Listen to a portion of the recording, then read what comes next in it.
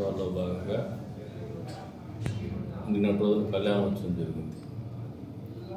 బ్రహ్మోత్సవాలు నిర్వహించడంలో మొదటి నుంచి కూడా అధికారులని, పుర ప్రముఖుల్ని, అదే రకంగా ఆలయ అర్చకుల్ని, పాత్రికేయ మిత్రుల్ని అందరినీ కూడా అనుసంధానం చేసుకుని ముందుకు పోతున్నాం. అంతేకాకుండా కదిరి నరసింహస్వామి ప్రాశస్తాన్ని కానీ, కదిరి వైభవాన్ని కానీ పెంచడానికి ఎప్పుడు కూడా నిరంతరం కృషి చేస్తూనే ఉంటాం. అందులో భాగమే బ్రహ్మోత్సవాల నిర్వహణ అనేది కూడా ఒక భాగం కిందనే చూస్తున్నాం.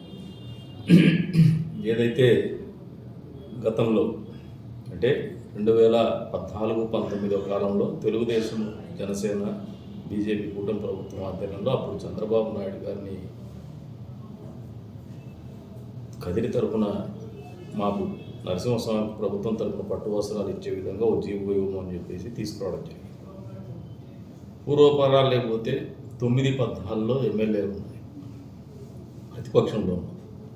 ఆ రోజు స్వామివారి ఆదాయం చూస్తే దేవాలయం ఆదాయం 80 లక్షలు ఉంది.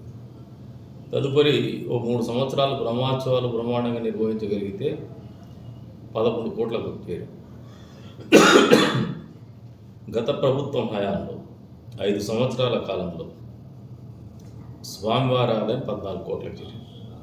అంటే 3 సంవత్సరాలు 80 లక్షలది 11 కోట్లకు చేయగలిగినప్పుడు రిమైనింగ్ 3 కోట్లు లోపు ఆదాయాన్ని పెంచడానికి 5 సంవత్సరాలు అధికార పార్టీ ఉన్నా కూడా చేయలేనటువంటి పరిస్థితుల్లోనే గత ప్రభుత్వం బ్రహ్మోత్సవాలు నిర్వహించింది.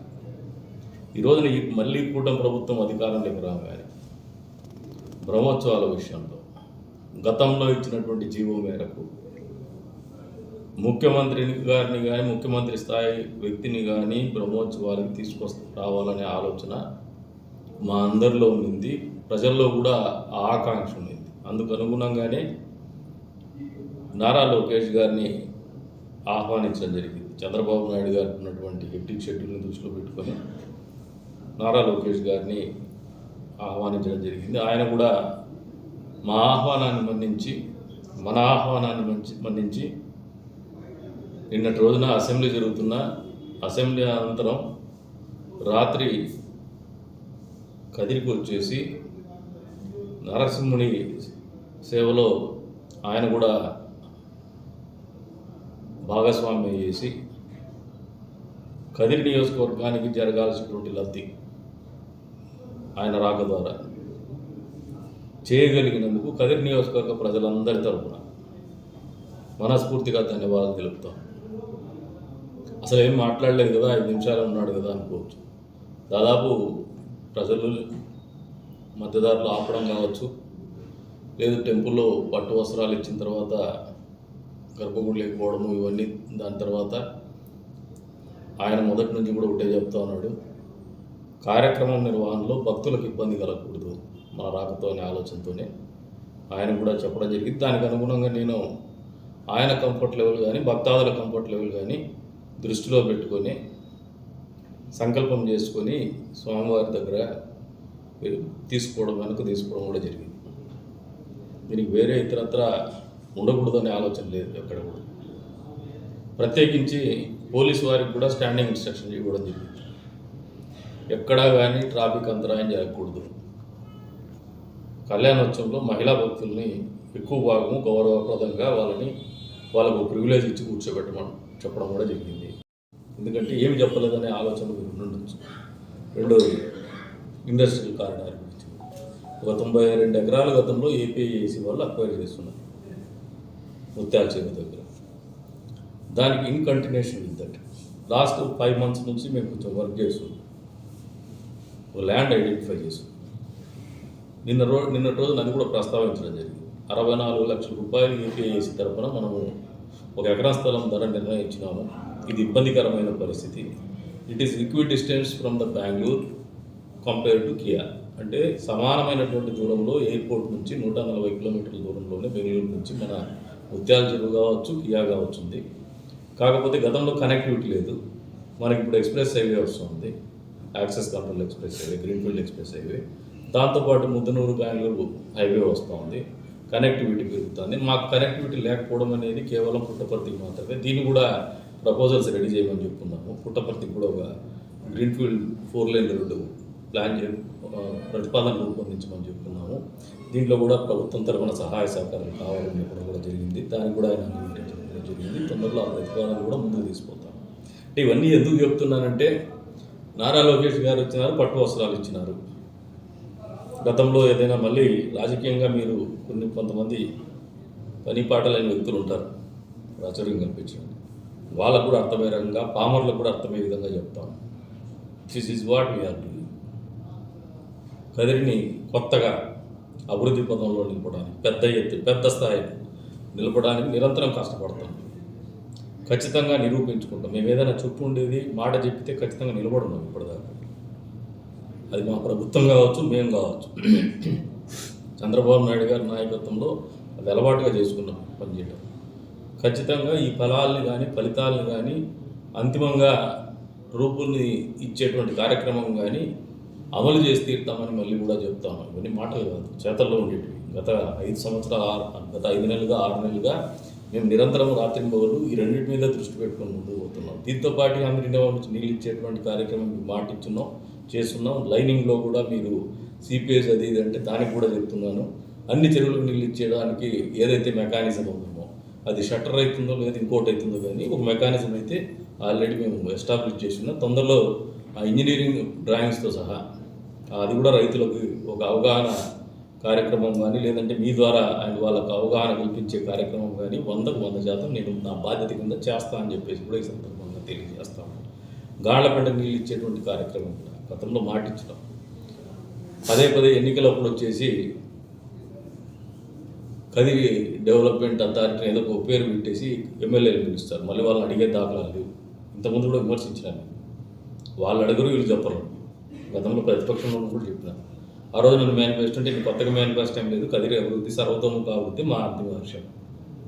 ఇక్కడ జీవన ప్రమాణాలు పెరగల్లా, తలసరి ఆదాయం పెరగల్లా, ఈ రెండు సాధించల్లా. దీనికి ఉన్నటువంటి వనరులు ఏవైతే ఉన్నాయో మాకు ఒకటి టూరిజం సర్క్యూటు, ఒక ఇండస్ట్రియల్ కారిడార్ తప్పితే అగ్రో బేస్డ్ ఏదైతే కోల్డ్ స్టోరేజ్ కానీ వీటన్నిటికి కూడా ప్రభుత్వం తరఫున చిన్న పనులు అవి రొటీన్లో జరిగిపోతాయి. దాని గురించి మేము ఎక్కువ ఆలోచన చేయట్లేదు. అవి కూడా పూర్తి స్థాయిలో అమలు చేస్తాం.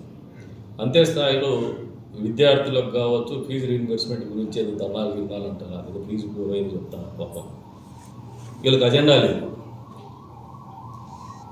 తల్లి వందనంకి 9,000 కోట్ల చిల్లర నిధులు బడ్జెట్లో కేటాయిస్తే బొత్స సత్యనారాయణ గారు లేదు, బయటకు వచ్చి ప్రెస్ ముందు మాట్లాడారు. 3,000 కోట్లు లోటు ఉంది, 12,000 కోట్లు కావాలని చెప్పేసి వాళ్ళకి ఇవ్వాల్సినటువంటి గౌరవం కానీ ప్రాధాన్యత కానీ మొదటి స్థానంలో ఇవ్వండి అని చెప్పేసినాము. అందుకు అనుగుణంగానే పోలీసు శాఖ వారు కావచ్చు, ఆలయ ఈవో గారు కావచ్చు వ్యవహరించడం జరిగింది. నిన్న రోజున మీరు ఆ కార్యక్రమం చూసినా మహిళలు ఎంత పెద్ద ఎత్తున ఉన్నారో మీకైతే కనబడింది. దానికి మనస్ఫూర్తిగా అన్ని శాఖల వారికి, ప్రత్యేకించి పోలీస్ శాఖ, ఆలయ సిబ్బందికి, ఆలయ ఈవో గారికి మనస్ఫూర్తిగా ధన్యవాదాలు తెలుపుతాను.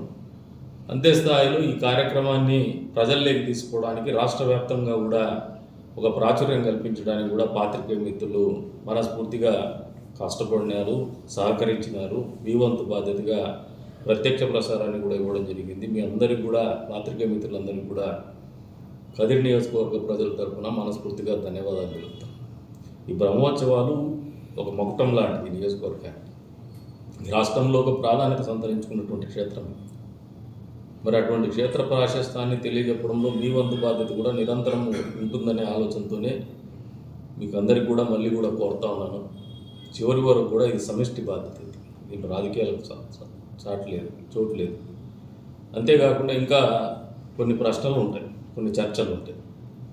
ఒక ప్రముఖ వ్యక్తి, ఒక ప్రాధాన్యత కలిగినటువంటి ప్రభుత్వంలో ఉన్నటువంటి వ్యక్తి వచ్చిపోయిన తర్వాత ఏదైనా మనకు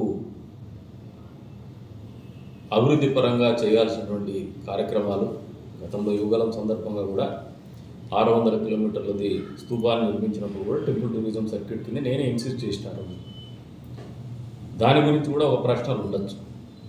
దానికి సమాధానం ఏమంటే, ఇది ఒక రాజకీయ మీటింగ్ కాదు, కానీ నా వంతు బాధ్యతగా మీకు తెలియజెప్పాల్సినటువంటి బాధ్యత ఉంది. కాబట్టి ఆయనతో నేను రాత్రి చర్చించినప్పుడు కూడా టెంపుల్ టూరిజం సర్క్యూట్ కింద మనం చేయాల్సినటువంటి పనులను కూడా గుర్తు చేయడం జరిగింది. నా వంతు బాధ్యతగా నేను ఆల్రెడీ ప్రసాద్ స్కీమ్ కింద డీటెయిల్ ప్రాజెక్ట్ రిపోర్ట్ వరకు తీసుకురాగలిగాం. ఆ డీటెయిల్ ప్రాజెక్ట్ రిపోర్ట్ కూడా కన్వెన్షనల్గా సాంప్రదాయబద్ధంగా ఏదో ప్రభుత్వ అధికారులతో చేయిస్తే చాలా కన్జర్వేటివ్ ఉంటుందని, నాకు ఇన్నోవేటివ్గా కేపీఎంజీతో చేయించాలనే ఆలోచనతో నేనున్నా వ్యక్తిగతంగా. దీనికి మీరు సహకరించాలా, కేపీఎంజీతో నేను చేయించదలుచుకున్నాను అని చెప్పినప్పుడు ఆయన కూడా ఆశ్చర్యానికి గురైనట్టు, ఏం చేస్తున్నావు కేపీఎంజీతో అంటే, పెద్ద ఎత్తున ఈ నియోజకవర్గంలో కాదిరి లక్ష్మీనరసింహస్వామి వారి దేవస్థానమే కావచ్చు, వేమారెడ్డి సమాధి కావచ్చు, అదే రకంగా బట్రేపల్లి జలపాతాన్ని కావచ్చు, అంతే స్థాయిలో తిమ్మమ్మ మరిమాన్ని కావచ్చు, పక్కనే ఉన్నటువంటి లేపాక్షి, పుట్టపర్తి, అదేవిధంగా ఆర్సీసీ, వీటన్నింటినీ కలిసి ఒక సర్క్యూట్ కింద తీసుకురావడానికి ప్రయత్నం నేను చేస్తున్నా అని చెప్పినప్పుడు, దానికి మీ వంతు సహాయ సహకారాలు అవసరమైనప్పుడు నేను కోరుతా అంటే, ఎప్పుడైనా కూడా నేను ఏ దానికైనా చేయడానికి సిద్ధంగా ఉన్నా అని చెప్పి ఆయన దగ్గర నుంచి కూడా చెప్పడం జరిగింది. సత్యనారాయణ గారు ఆ మాట మాట్లాడే ముందు గత 5 సంవత్సరాల్లో మీరు అమ్మఒడికి ఎన్ని నిధులు కేటాయించినారో, సంవత్సరానికి ఒక శ్వేతపత్రం రిలీజ్ చేసినా, లేదా గతంలో ఎంత చేసినారో చెప్పుకోగలిగిన పరిస్థితిలో ఉంటే మీరు విమర్శించడానికి హక్కులు. మీకంటే దాదాపు 3 రెట్లు ఎక్కువ నిధులు తల్లికి వందనానికి మేము కేటాయిస్తాము. అది మాకున్నటువంటి చిత్తశుద్ధి. దీపం 2 పథకం కింద మహిళలకు గ్యాస్ సిలిండర్లు ఇస్తాము. ఏదైతే పెన్షన్, సామాజిక పెన్షన్ చెప్పినామో 5 సంవత్సరాలు పెంచుకుంటూనే మీరు పోతే ఒక్కసారిగానే మేము 4,000 పెంచినాం. ఎక్కడ కూడా ప్రజల్ని ఇబ్బంది పెట్టలేదు. ఇప్పటికి మీకు ఆలోచన మైండ్ దొబ్బినట్టుంది. మీకు వచ్చే రోజుల్లో మీకు చెప్పడానికి కూడా ఏమి లేనటువంటి పరిస్థితులు ఉంటాం. కాబట్టే చెప్తున్నా, రాజకీయంగా ఎక్కువ విమర్శ చేయదట్టుకోలేదు. ఎందుకంటే ప్రత్యేకించి పాత్రికేయ సమావేశం ఎందుకు పెట్టున్నామంటే, నిన్నటి రోజున సహకరించినటువంటి పాత్రికేయ మిత్రులకు కావచ్చు, పోలీసు వారికి కావచ్చు, శానిటేషన్ సిబ్బందికి కావచ్చు, మున్సిపాలిటీ అథారిటీస్ కావచ్చు, మున్సిపల్ కమిషనర్ గారికి కావచ్చు, అదే రకంగా తెలుగుదేశం పార్టీ కార్యకర్తలు కావచ్చు, నాయకులకు కావచ్చు, ఇతరత్ర పౌరులు ఎవరైతే దీనికి సహకరించినారో వారందరికీ కావచ్చు, ఆలయ అర్చకులకు కావచ్చు, మనస్ఫూర్తిగా ధన్యవాదాలు తెలుపుతున్నాం. ఈ బ్రహ్మోత్సవాలు బ్రహ్మాండంగా నిర్వహించుకుందామని గతంలో పిలుపునిచ్చినాం. మళ్ళీ చెప్తున్నాను, రథోత్సవం ఏదైతే ఉందో యువత మళ్ళీ అప్పీల్ చేస్తున్నా, పెద్ద ఎత్తున పాల్గొనమని చెప్పేసి కూడా తెలియజేస్తున్నాను. ఎందుకంటే తద్వారా మనకు ఒక గ్రామోత్సవంలో పాల్గొన్నప్పుడు ఆ ప్రాంతం పట్ల ప్రేమ పెరుగుతుంది. అదొక కమిట్మెంట్. అది మన లెగసీ కంటిన్యూ అవుతుంది. మన ఆచార సాంప్రదాయాన్ని కొనసాగించేటువంటి అవకాశాలు మెరుగుపరుచుకుంటాం. మీరు రాకుండా, మీరు పాల్గొనకుండా పోతే అసలు మన ఊర్లో జరిగేటువంటి కార్యక్రమాలు, మనందరినీ ఏకం చేసేటువంటి కార్యక్రమాలు ఏవైతే ఉంటాయో వీటిని మీరు ఆలోచించలేకపోయినా, ఆచరణలో పెట్టలేకపోయినా ఈ ప్రాంతానికి వచ్చే రోజుల్లో ఒక నష్టం జరుగుతుందనే ఆలోచనతోనే యువతకు పదే పిలుపునిస్తున్నాం. దీంట్లో వేరే ఇతరత్ర రాజకీయ పక్షాలు అయితే మాకు లేదు, రాజకీయాలు లేదు, బ్రహ్మోత్సవాలు లేదు. కాబట్టి మళ్ళీ చెప్తాను, యువతను పెద్ద ఎత్తున రథోత్సవంలో పాల్గొనమని చెప్పేసి కూడా పిలుపునిస్తాను. అంత్యస్థాయిలో వచ్చే రోజుల్లో కూడా ఇంకా 13 రోజులు ఉన్నాయి బ్రహ్మోత్సవాలు. ఈ 13 రోజులు కూడా మీరందరూ కూడా ఇదే రకమైనటువంటి స్ఫూర్తిని కానీ, సహాయాన్ని కానీ, సమిష్టి బాధ్యతని కానీ కొనసాగించాలని చెప్పేసి కూడా కోరుకుంటూ, మరొక్కసారి నిన్నటి రోజున పోలీస్ సిబ్బంది వారు ఎక్స్ట్రా కాషియస్గా ఎక్కడ కూడా ఇంత కార్యక్రమం జరిగినా ట్రాఫిక్ జామ్ లేకుండా చేసినారనే ప్రశంసలు ప్రజల నుంచి వస్తున్నాను. నేను చెప్పడం కాదు, వారిని మనస్ఫూర్తిగా అభినందిస్తున్నాను. అంతే స్థాయిలో పారిశుద్ధ్యం పట్ల మున్సిపాలిటీ కూడా ఎక్సలెంట్గా రియాక్ట్ అయింది. ఈరోజు ఆపేద్దండి, ఇది ఇట్లే కంటిన్యూ చేయండి, మరింతగా మెరుగుపరుచుకోండి అని చెప్పేసి కూడా కోరుకుంటూ మరొకసారి అందరికీ కూడా ధన్యవాదాలు తెలుపుతాను.